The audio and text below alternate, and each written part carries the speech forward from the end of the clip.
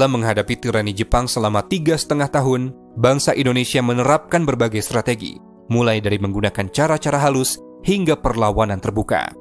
Kelompok nasionalis yang telah ada sejak masa pergerakan pun memiliki reaksi dan strategi yang berbeda dalam menghadapi Jepang. Pranoto pada tahun 2000 mengklasifikasikan mereka ke dalam 3 kelompok. Pertama, kelompok moderat yang mau bekerja sama dengan Jepang, yang kemudian mendirikan organisasi 3A.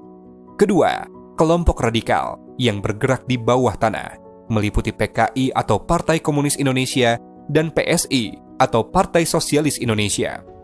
Ketiga, kelompok nasionalis yang setelah dikeluarkan dari penjara Belanda mau bekerja sama dengan Jepang, termasuk Soekarno dan Hatta. Menurut Haryono tahun 2014, pada masa penjajahan Belanda, kedua tokoh ini memilih jalur non-kooperasi atau menolak bekerja sama dengan Belanda. Namun pada masa penjajahan Jepang, mereka mengambil posisi yang berbeda melalui strategi kerjasama dengan Jepang. Selain Soekarno dan Hatta, tokoh lain yang berjuang melalui jalur kerjasama antara lain Muhammad Yamin, Oto Iskandar Dinata, Mr. Sartono, GSSJ Ratulangi, Sutarjo Karto Hadikusumo, Mr. Syamsuddin, Dr. Mulia, dan sebagainya.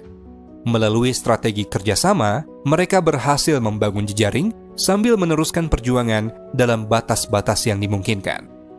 Imran tahun 2012 berpendapat bahwa selain para pimpinan nasionalis, kelompok lain yang juga dirangkul oleh Jepang untuk bekerja sama adalah kelompok Islam.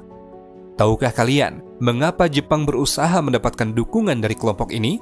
Sebelum menjajah, pihak Jepang sudah mempelajari situasi di Indonesia dan mereka menyadari pentingnya unsur Islam sebagai suatu kekuatan penting dalam masyarakat Indonesia, dikutip dari Imran tahun 2012. Oleh karena itu, mereka kemudian diberi sedikit ruang melalui organisasi MIAI atau Majelis Islam A'la Indonesia. Tahukah kalian mengapa sebagian pemimpin bangsa Indonesia bersedia untuk bekerja sama? Sebenarnya, para pemimpin kita mengalami posisi yang dilematis dalam menghadapi Jepang. Sebagai pemimpin, tentu saja mereka sangat ingin untuk melindungi rakyat dalam perjuangan menuju Indonesia merdeka. Namun di sisi lain, Jepang sangat keras dan kejam dalam menuntut mereka membantu perang Jepang. Dapatkah kalian membayangkan dilema yang mereka alami?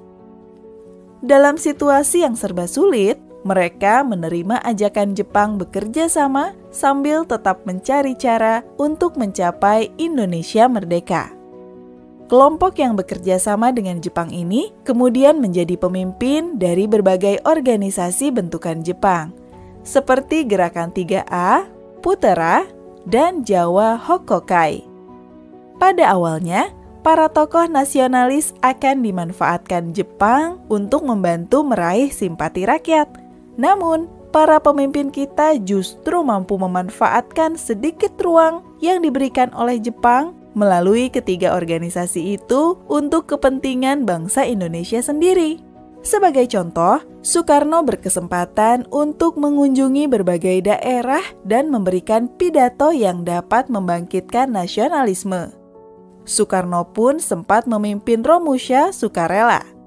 Meskipun demikian, kelompok yang bekerja sama dengan Jepang juga mendapat kritik dari kelompok yang bergerak di bawah tanah seperti para pemuda yang dekat dengan Syahrir. Mengapa demikian? Apakah kalian dapat menebak jawabannya? Dalam bukunya, Haryono tahun 2014 menjelaskan bahwa bagi kelompok pemuda, tindakan Soekarno dan Hatta yang ikut mempropagandakan kepentingan perang Jepang sudah terlalu jauh dalam membela Jepang dan mengorbankan rakyat. Meskipun demikian, sebenarnya Soekarno maupun Hatta berada dalam posisi yang serba sulit. Para pemuda tidak banyak tahu bahwa sebenarnya kedua tokoh ini tidak hanya berusaha melindungi rakyat sebisa mereka, tapi juga berusaha membujuk Jepang agar tidak bersikap terlalu keras kepada kelompok yang tidak mau bekerja sama. Teman-teman, itulah pembahasan mengenai strategi kerjasama yang dilakukan oleh bangsa Indonesia dalam upaya menghadapi Jepang. Pada bagian selanjutnya, kalian akan mendengarkan pembahasan mengenai strategi yang kedua, yaitu strategi perlawanan. Apakah kalian tahu apa yang dilakukan oleh kelompok-kelompok yang tidak mau bekerja sama? Selama masa penjajahan Jepang, ada banyak hal yang dilakukan oleh kelompok ini. Mulai dari membangun jejaring, menyebarkan propaganda anti-Jepang, melakukan sabotase, meledakkan jalur kereta api, dan sebagainya. Hal itu ditulis Pranoto pada tahun 2000. Ada pula kelompok-kelompok yang melakukan perlawanan terbuka kepada Jepang. Untuk lebih memahami strategi perlawanan dari beragam kelompok di berbagai daerah, kalian akan mendengarkan 3 buah artikel tentang perlawanan di daerah yang berbeda. Dengarkan dan perhatikan dengan seksama, karena dari ketiga artikel ini berhubungan dengan tugas aktivitas yang harus kalian kerjakan nanti. Jadi, mari kita dengarkan artikel yang pertama. Perlawanan di Aceh. Perlawanan terbuka yang dilatar belakangi oleh alasan agama untuk pertama kalinya terjadi di Aceh. Hanya 8 bulan setelah beberapa tokoh setempat membantu kemudahan bagi Jepang masuk ke daerah mereka. Perlawanan itu terjadi di Chot Plieng, Bayu, dekat Lok Semawe, dipimpin oleh seorang ulama muda, Tengku Abdul Jalil. Ulama yang memimpin madrasah ini menyamakan Jepang dengan setan-setan yang merusak ajaran Islam. Ia juga menentang kewajiban melaksanakan Seikeirei yang dianggapnya mengubah kiblat ke matahari. Pada 10 November 1942, pasukan Jepang dikerahkan dari Biren, Lok Sukon, Lok Semawe ke Chot Plieng.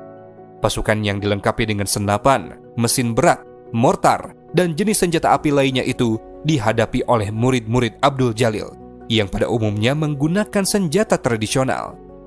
Bersama dengan sebagian muridnya, Abdul Jalil menyingkir ke Blangkampong Tengah. Tempat ini pun diserbu Jepang pada 13 November 1942. Tengku Abdul Jalil dan 19 orang pengikutnya tewas, sedangkan 5 orang lainnya tertangkap.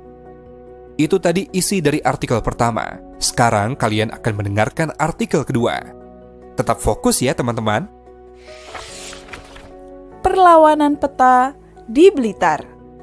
Pada 14 Februari 1945, kota Blitar dikejutkan dengan kejadian yang menghebohkan. Pasukan prajurit peta, singkatan dari Pembela Tanah Air, pimpinan Sodanco Supriyadi, Sodanco Muradi, dan Sodanco Sunanto, melakukan perlawanan terhadap militer Jepang. Selain perilaku diskriminasi dari prajurit-prajurit Jepang, pemberontakan tersebut dipicu oleh kemarahan para anggota peta terhadap pihak militer Jepang yang kerap membuat penderitaan terhadap rakyat.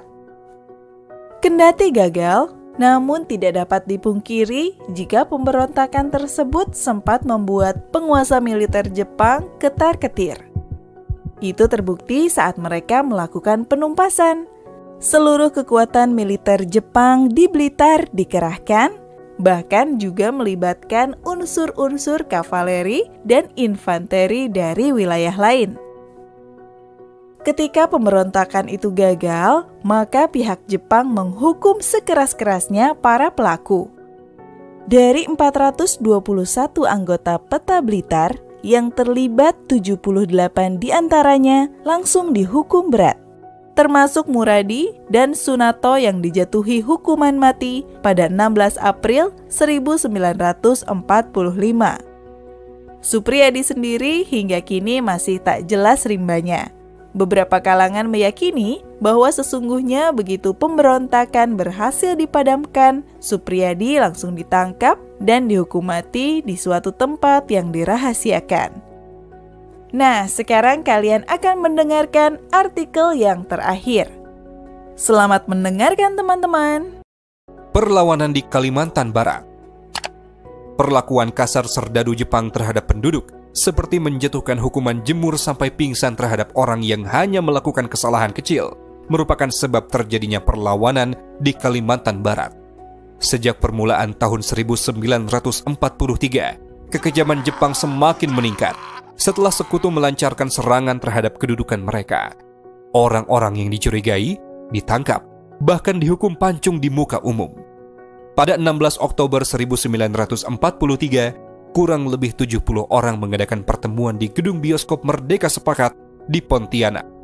Mereka merencanakan mengadakan perlawanan pada tanggal 8 Desember 1943. Rencana ini diketahui oleh Jepang berkat laporan mata-mata mereka. Seminggu setelah pertemuan di bioskop Merdeka Sepakat itu, Jepang melakukan penangkapan besar-besaran. Mereka yang ditangkap kemudian dibunuh, termasuk Sultan Pontianak Syarif Muhammad Ibrahim Syafiuddin. Di antara mereka ada yang dipancung. Orang-orang yang dibunuh itu dikuburkan di mandor dekat Pontianak. Teman-teman, seperti yang sudah disebutkan sebelumnya, ada tugas yang harus kalian kerjakan pada bagian ini. Tugasnya yaitu, dari ketiga bacaan di atas, analisislah faktor yang menyebabkan perlawanan terhadap Jepang. Bagaimana akhir dari perlawanan tersebut? Apakah para pejuang itu bisa mencapai yang mereka cita-citakan? Petunjuk pengerjaan tugasnya adalah sebagai berikut. 1. Kerjakanlah tugas secara mandiri. 2. Tulislah hasilnya di buku tulis kalian atau media lainnya. 3. Diskusikan hasilnya di depan kelas. Berdasarkan berbagai bacaan dan tugas aktivitas tersebut, kalian tentu sudah mengetahui bahwa perlawanan terbuka ternyata dapat dengan mudah ditindas oleh Jepang. Sementara itu, strategi kerjasama ternyata juga memberikan manfaat bagi perjuangan bangsa Indonesia. Tahukah kalian apa saja hasil-hasil positif yang didapat dari strategi kerjasama dengan Jepang? Untuk menemukan jawabannya, kalian harus mendengarkan bagian selanjutnya, karena bagian selanjutnya pastinya lebih menarik pembahasan materinya. Jadi, sampai bertemu di bagian selanjutnya ya.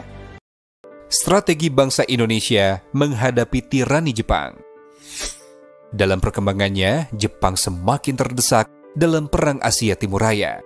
Di tengah-tengah situasi semacam itu, pihak Jepang semakin memerlukan dukungan dari bangsa Indonesia.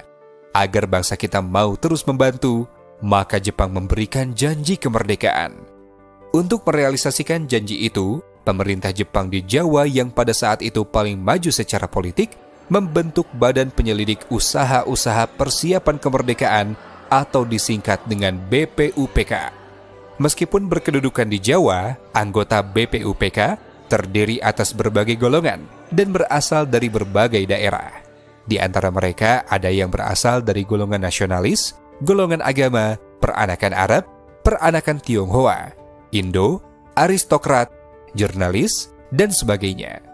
Selain itu, ada 2 orang tokoh perempuan yang menjadi anggota BPUPK, yaitu Siti Sukaptina yang merupakan tokoh Fujinkai, dan Maria Ulfah yang merupakan tokoh pergerakan perempuan sejak masa kolonial. Selain itu, ada juga 6 orang dari bangsa Jepang yang bertindak sebagai anggota pasif dari BPUPK. Keberadaan BPUPK ini sangat besar artinya bagi perkembangan sejarah Indonesia nantinya. Peran utama BPUPK adalah merumuskan dasar negara dan konstitusi Indonesia. Sidang pertama BPUPK pada 29 Mei hingga 1 Juni 1945 membahas mengenai dasar negara. Dalam sidang tersebut, ada 4 orang tokoh yang menyampaikan usulan tentang dasar negara, yaitu Muhammad Yamin, Ki Bagus Hadikusumo, Supomo, dan Soekarno. Pada hari terakhir dari sidang itulah, Soekarno menyampaikan gagasannya tentang dasar negara yang ia namakan Pancasila.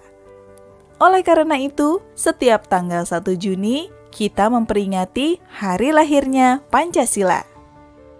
Selain merancang dasar negara, BPUPK juga menyusun rancangan konstitusi atau Undang-Undang Dasar UUD bagi Indonesia. Tahukah kalian bahwa ada tokoh perempuan yang berperan dalam perumusan UUD? Apa sumbangsih yang mereka berikan? Seperti yang disebutkan sebelumnya, Maria Ulfah merupakan salah satu tokoh perempuan yang tergabung dalam BPUPK. Ia adalah perempuan Indonesia pertama yang berhasil meraih gelar sarjana hukum dari Universitas Leiden. Semasa penjajahan Jepang, ia diajak oleh Supomo bekerja di Departemen Kehakiman. Saat pembentukan BPUPK, ia diajak bergabung karena keahliannya di bidang hukum. Salah satu kontribusi penting dari Maria Ulfah adalah usulannya mengenai persamaan hak antara perempuan dan laki-laki dalam negara Indonesia yang merdeka, seperti ditulis Rashid pada tahun 1985. Atas kegigihannya dalam memperjuangkan usulannya itu, maka dalam pasal 27 UUD 1945 disebutkan mengenai persamaan kedudukan warga negara dalam hukum dan pemerintahan. Tokoh perempuan lain yang menjadi anggota BPUPK adalah Siti Sukaptina. Ia adalah tokoh yang dikenal gigih memperjuangkan hak-hak perempuan Indonesia sejak masa kolonial. Ia ikut menyuarakan pentingnya Indonesia berparlemen dan agar perempuan dapat berpolitik serta duduk di parlemen. Jika dalam BPUPK, Maria Ulfah tergabung di panitia pertama yang membahas Undang-Undang Dasar, Siti Sukaptina duduk di panitia ketiga yang membahas tentang pembelaan tanah air.